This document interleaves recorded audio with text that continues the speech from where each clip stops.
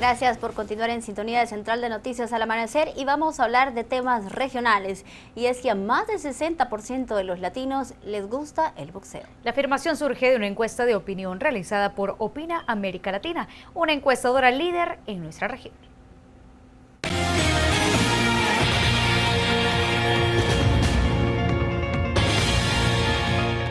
Del Coliseo en la antigua Roma hasta Las Vegas en la actualidad, las luchas y combates han sido siempre parte del entretenimiento de las multitudes, quizá por instinto, pero siempre nos atrae ver a dos o más personas luchando entre sí. Los latinos, como buenos amantes del deporte, hemos tenido importantes exponentes. En la región han destacado como campeones mundiales de boxeo Roberto Durán, Carlos Monzón, Julio César Chávez, Marcela Acuña o Mariana Juárez, hombres y mujeres que han demostrado ser los mejores en su categoría. ¿Y a ti te gusta el boxeo? Al preguntar a los latinos, un 62% respondió que sí. Un 38% dijo que no disfrutaba ver una contienda en el ring. En la región, el boxeo les gusta más a los mexicanos. Son quienes destacan. 3 de cada 4 habitantes de ese país se muestran como fanáticos.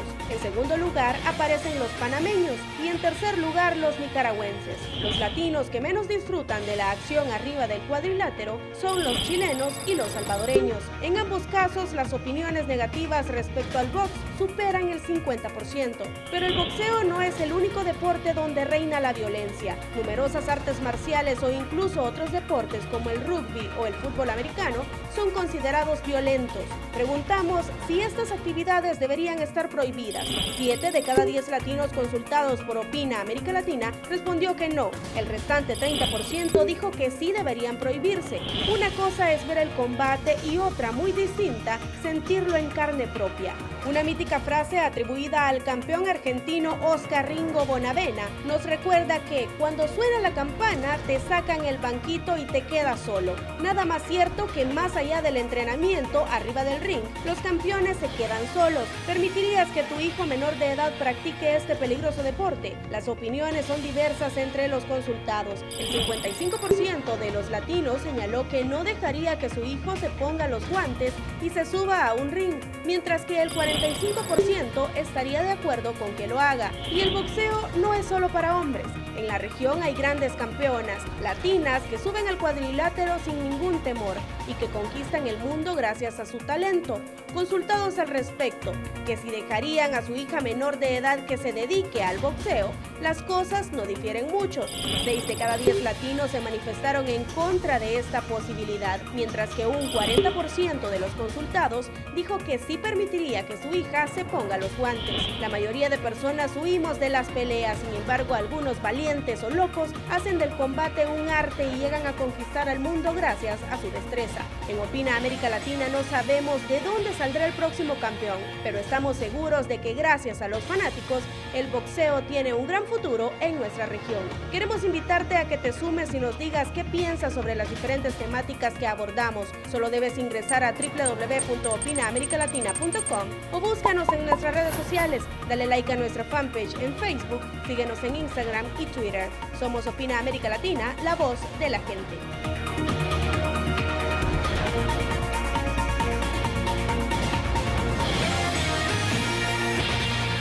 Gracias por continuar en nuestra sintonía. Momento del segmento de la entrevista y hoy vamos a hablar acerca de las consecuencias de un aborto. Y ya se encuentra con nosotros la ginecóloga Dalila Cerona, quien damos la bienvenida al set central de noticias. Muy buenos días. Gracias, Graciela, a la orden. Doctora, ¿qué tipo de consecuencias se pueden tener, ya sea de un aborto provocado, que es uno de los casos que actualmente todavía se encuentra discutiendo en la Asamblea Legislativa?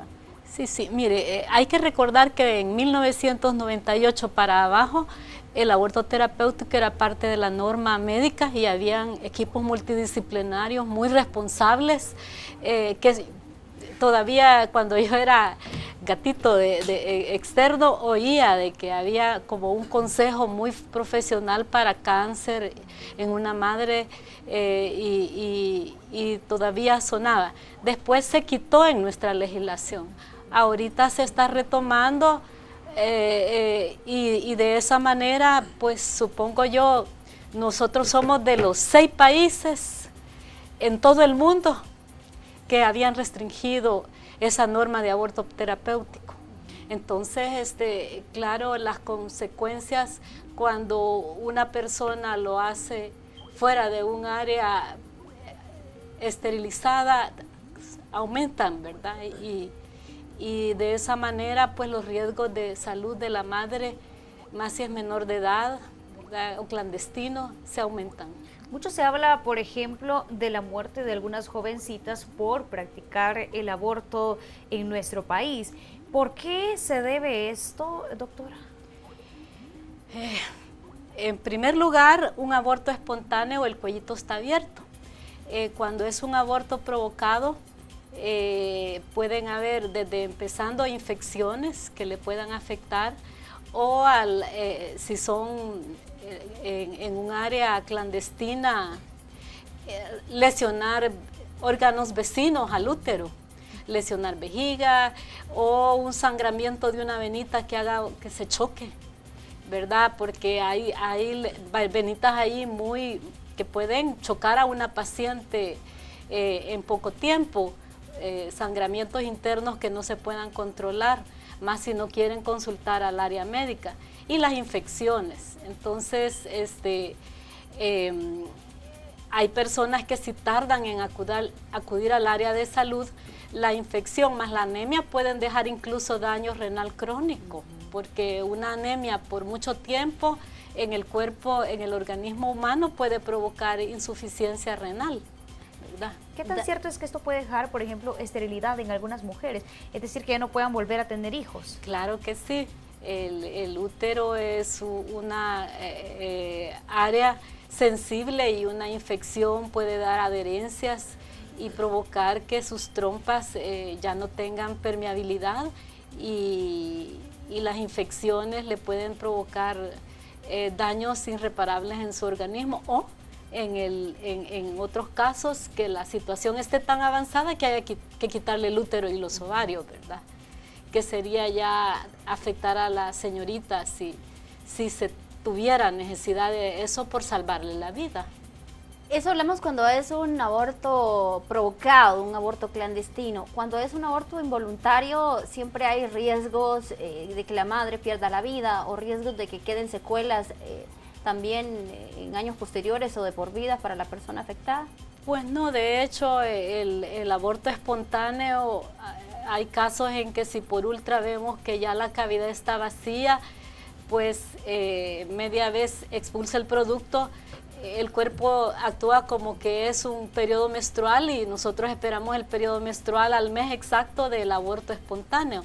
Recordemos que un 10 a un 15% por malformaciones del huevo, o por razones de cromosopatía, o sea, enfermedades del huevito, o de la implantación, o trastornos hormonales, o problemas de salud de ella, puede el cuerpo rechazar el producto, y cuando es menos de 10 semanas puede que sea bondadoso el organismo en hasta no ameritar, en algunos casos, cuando el médico por ultra ve que la cavidad evacuó completo, decir aborto espontáneo, y por ultra se ve que es prácticamente completo. Entonces se puede decidir, si la señora llega y no hay infecciones y ya la cavidad está vacía, aunque ella llegue con una prueba de embarazo positiva, pero el útero ya evacuó. Algunos hemos visto en los últimos meses casos de personas que aseguran haber tenido un aborto involuntario, han llegado a un centro asistencial, y a partir de ahí se les ha iniciado un proceso judicial por aborto provocado. Recientemente unas organizaciones no gubernamentales se pronunciaban en torno a la necesidad de aprobar una ley para ciertos tipos de aborto, el aborto terapéutico, y precisamente también sobre que en los centros de salud no hay una política clara para actuar en este tipo de casos, para que los médicos o las enfermeras determinen cuándo es un aborto involuntario y cuándo ha sido provocado, que generalmente cuando alguien llega con un aborto siempre se presume que ha sido provocado. Sí, mire, sería muy difícil clasificar así tipo menú, porque solo que sea una complicación en que ella llegue con una perforación evidente, el médico puede decir provocado. De lo contrario, si ella lo hizo, puede que no lo diga. pero es bien difícil. Lo que sí yo le digo es que lo más importante es el evitar que consulten al área médica si hay fiebre, si hay dolor abdominal y están embarazadas y hay sangramiento, porque eso es aborto, amenaza de aborto. Y hay veces las infecciones de orina o infecciones vaginales previas pueden provocar que esta señorita tuvo un aborto espontáneo, y si hay fiebre por infección de orina y un aborto espontáneo, puede ser víctima de un malentendido, porque el médico clínicamente va a describir lo que él es una persona profesional, y así como un abogado, el cuerpo humano es sagrado, pero a la vez él obligadamente tiene que describir que llegó con fiebre, con infección vaginal y con aborto espontáneo, y se presta para que si hay una cacería de brujas, la pobre señora quede en entredicho y sea víctima.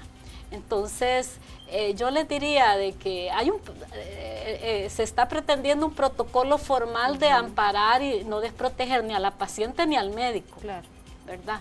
Entonces, realmente si del 98 para abajo los médicos fueron responsables como para la paciente darle un acompañamiento moral, ético, y de que ella no se sintiera sola y abandonada, porque en casos así uno quiere seguir ejerciendo, no quiere meterse en problemas, y uno, si está en este país, tiene que apegarse a las normas y protocolos de este país para poder tener su sellito y seguir ejerciendo.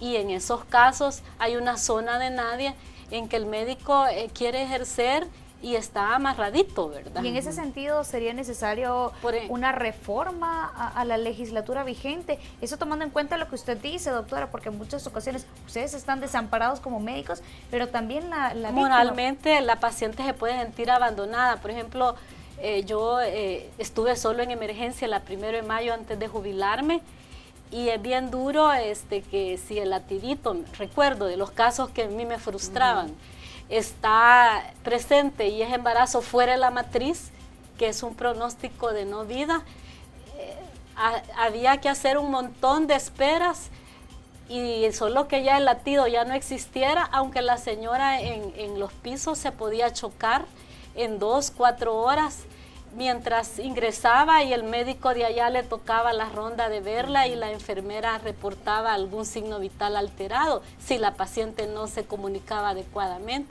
y ya en área institucional, pero el latido fuera.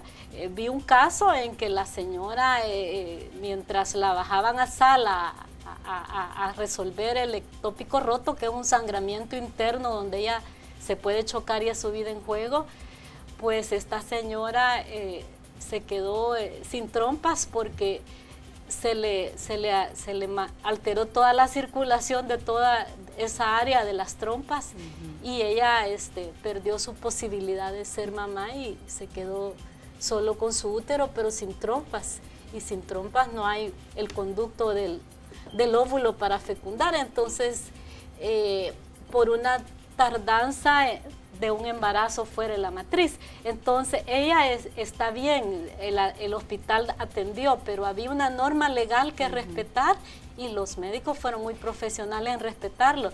Entonces, esa zona de nadie, la verdad es de que es incómodo, porque el sí a la vida, nadie quiere dañar a nadie, pero la verdad es de que los protocolos de reglamento normatizados y el acompañamiento, porque hay una reacción de luto, estas personas llegan y quieren su bebé probablemente, y si hubiera sido provocado, puede que lo hicieron, pero queriendo ese embarazo, emocionalmente han habido suicidios por eso, pues. Entonces, es su cuerpo, pero la verdad es de que el producto gestante también tiene sus derechos, pero la verdad es que en un país siempre es bien problemático, pero la ley para eso está, para normatizar los límites de ejercicio, y estamos de acuerdo.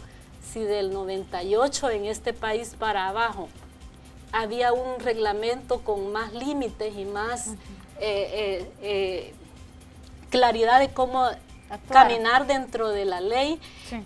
Supongo yo que si lo van a retomar, quienes están ya ejerciendo en el área institucional, van a sentirse igual que la paciente, más acompañados en lo que toque, ¿verdad? Precisamente sobre eso, doctora, es necesario que este protocolo de actuación que se necesita actualmente en los centros de salud para poder saber qué hacer en este tipo de casos y qué no hacer precisamente, y sobre todo, como usted mencionaba, que del 98 para atrás había un proceso de acompañamiento a las mujeres que eran, pues, de alguna manera víctimas de un aborto, ya sea espontáneo.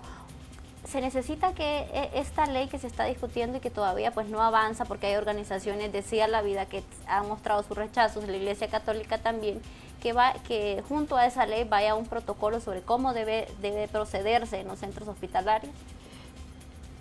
Pues yo a Dios gracias ya estoy jubilada y le pido a Dios que por el bien de las pacientes, supongo yo una persona con cáncer, una persona violada, si en las primeras 24 horas no es un método sustitutivo de planificación, no es un método sustitutivo que sustituye la planificación o el embarazo irresponsable. Para mí que hay que trabajar por las leyes de la sexualidad responsable, por ahí yo me iría como médico.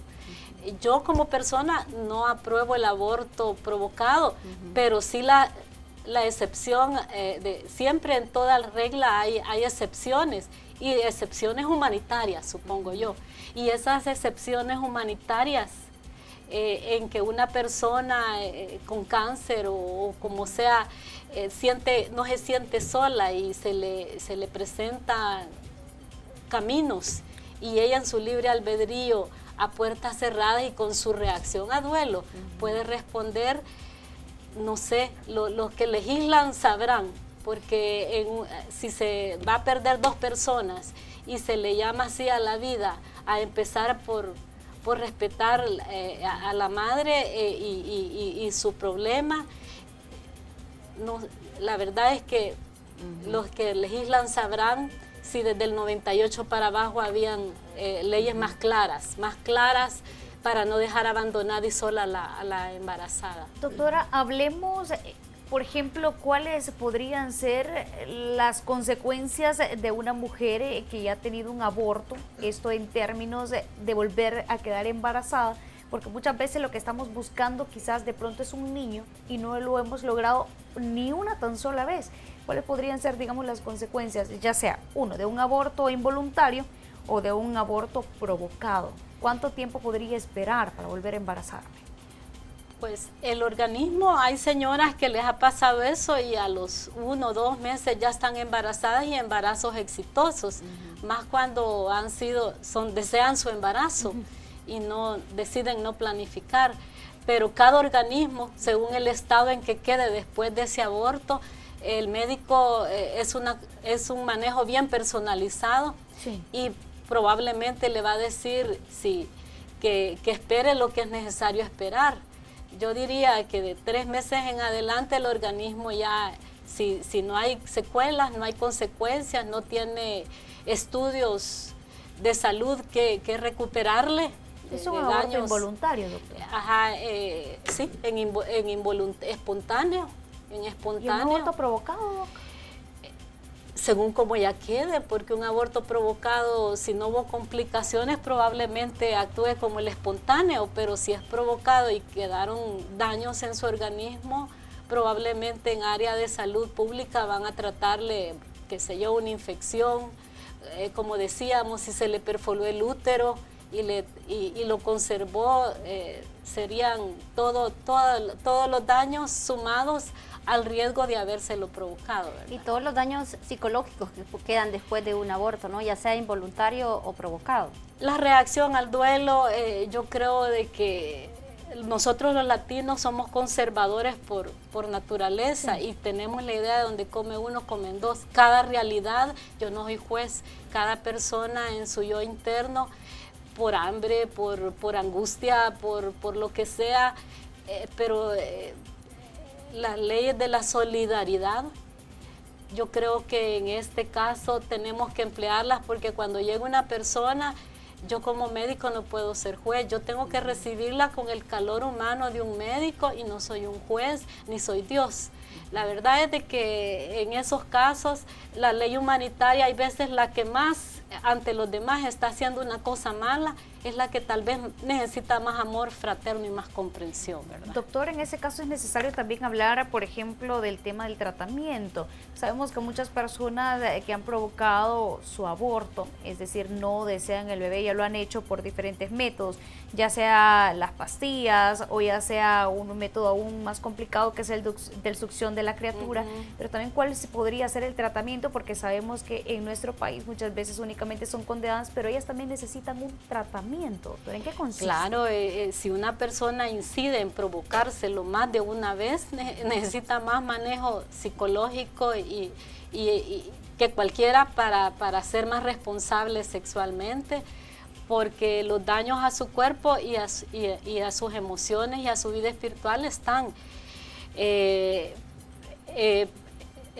tal manera que el manejo integral de estas personas, más si son jóvenes y tienen una vida productiva por delante de 10, 15 años, pues más tendríamos que trabajar en eso, porque pueden haber daños físicos, pero el que reincida provocándose abortos quiere decir que necesita más ayuda que nadie en la terapia psicológica para hacerse más responsable de su seguridad y de su cuerpo, ¿verdad? Para prevenir, para planificar. Entonces, porque los daños en un aborto provocado pueden haber o pueden no haber. Doctora, ya para ir finalizando, ¿los métodos anticonceptivos de emergencia podrían hablarse en ese caso de ser un método abortivo? Porque en muchas ocasiones también incluso hablan acerca del DIU. Mucha gente dice, no, en el caso del DIU si hay una concepción, si hay una fecundación y después cae. ¿Es cierto o no es cierto? Mire, eso? Que yo sepa, el DIU actúa como que pone espeso el moco cervical, igual que el efecto que hacen los hormonales en el útero, que ponen espeso el moco cervical. Entonces, cuando hay una paciente violada, y llega a un hospital, el protocolo de prevención de prevenirle un embarazo no deseado a la persona violada es o darle hormonales en alta dosis para ponerle espeso el moco cervical o ponerle el DIU de urgencia, pretendiendo que ese moco cervical de adentro de la matriz, al estar espeso, no favorezca la incubación. Entonces entiendo yo que es un método anticonceptivo como el que se emplea en las primeras 24 horas, que es prevenir lo que llamamos planificación de última hora. Entonces, si fisiológicamente mis compañeros estarán de acuerdo, eso no es aborto, eso es prevenir en el día del abuso sexual, en el caso de nosotros que recibíamos en emergencia la violada, el embarazo, no es aborto. Doctora, con la experiencia que usted tiene en el tema y los años que ha acumulado pues, precisamente atendiendo a mujeres, ¿qué porcentaje o con qué tanta frecuencia se registran casos de mujeres con embarazos de malformaciones congénitas o que los bebés se forman afuera del útero? Es ocasional, las estadísticas a este año no las tengo claras, pero sí en los primeros 3 meses, sí las estadísticas no han variado desde hace años, que por el 10 o 12% por ahí de embarazos en la primeriza pueden ser abortos espontáneos, sea por adaptación del cuerpo, sea por alguna deficiencia o por malformaciones cromosómicas. De ahí de que si usted le vuela pluma a un porcentaje así, estas señoras si llegan con aborto espontáneo no provocado, pueden provocar dudas de si es provocado y es una estadística ya demostrada mundialmente. Bien, muchas gracias, doctora Dalila Cerón, por exponernos parte de las consecuencias que podríamos tener al provocarnos un aborto y por supuesto es invitada para próximas ocasiones al Centro Central de Noticias, doctora. Gracias y muy amables. 8 de la mañana con 58 minutos, así cerramos esta entrevista de esta mañana. Vamos a hacer una breve pausa comercial y ya volvemos.